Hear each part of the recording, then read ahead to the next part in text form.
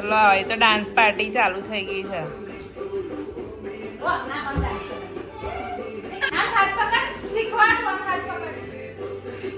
Shirt ખોલી શર્ટના button ખોલીને dance થાય છે. એ શું કરો છો?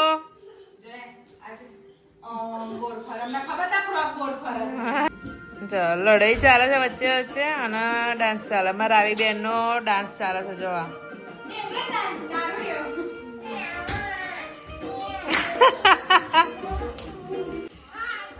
અમારા કાયુ નું જો ઢાસુ ડાન્સ ચાલે છે. હા હા હાલા ફટાકડા ફોડતો ડાન્સ. આ ગાંડો બની ગયો ગાંડો. આ ગાંડો આ ગાંડો બની ગયો જો. હા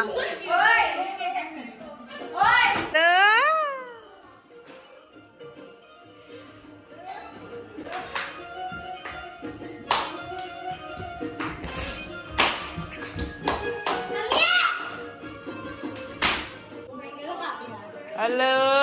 હાય રાવી બેન ડાન્સ કરે છે. બહુ મસ્તી થઈ ગઈ. એક્ઝામ ચાલે છે. હવે છોકરાઓના ભણાવવા માટે બેસી જઈએ. નહીં રૂક્ષા થોડુંક ફન કરાવી લીધું. શું કેવું? હા કેમ કે આજે તો સૌમ્ય કે કાંઈ ટ્યુશન નહીં ગયા. કેમ કે એ લોકો કાલે સૌમ્યનું ગુજરાતીનું હતું અને કાવ્યને સામાન્ય જ્ઞાનનું હતું.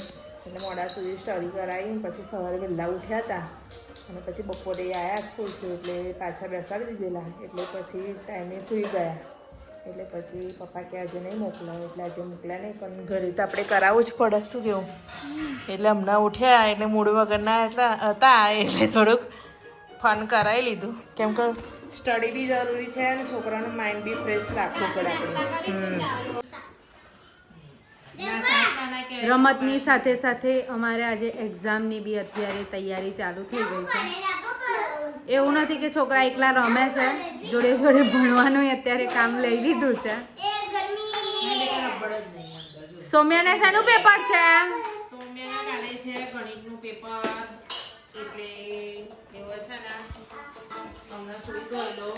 હા સ્કૂલથી આવ્યો કાલ મોડા સુધી બેસાડ્યો. પાછો સવારે વહેલું ઉઠાડ્યો. એટલે સ્કૂલથી આવીને તૈયારીમાં ખબર નહીં ઓટોમેટિક જાતે રૂમમાં જઈને સુઈ ગયેલો. એટલે પછી ટ્યુશન ના મોકલો પણ પડે જ આપણે. જો આમાં જાતે પેપર બધું તૈયાર કરું છું. અમે આ રીતે છોકરાઓનું વર્કઆઉટ કરીએ છીએ ઘરે. કેમ કે અમે આટલું વર્ક જાતે કરીએ છીએ એટલે છોકરાઓને ખબર પડે કે એક્ઝામમાં કઈ રીતે લખાય. એમની જાતે સોલ્વ કરે. હા આ પેપર અંદર સોલ્વ કર્યું છે બુકમાં અને એમાંથી હવે એનું રિવિઝન કરાવીશું અને એમાંથી કાલે એ પેપર લખશે. પછી સમય આવડે છે ખરું ને બેટા? ઓકે સરસ. કાયનભાઈના ઓલરેડી એક્ઝામ પૂરી થઈ ગઈ છે. કાલે ચિત્રનું પેપર છે એટલે અત્યારે હવે વધારાનું લેસન. રાવીબેન પણ હોમવર્ક કરવા બેસી ગયા છે. રાવી હોમવર્ક કરું છું. ઓકે કલર પૂરે છે. ઓકે ચલો સૌમ્યાભાઈ તમે તૈયારી કરો એક્ઝામની તો કાલે સારું પેપર જાય. મારી પેન્સિલ તો લઈ આવ્યો છું, મને ખબર પડી ગઈ હે ને.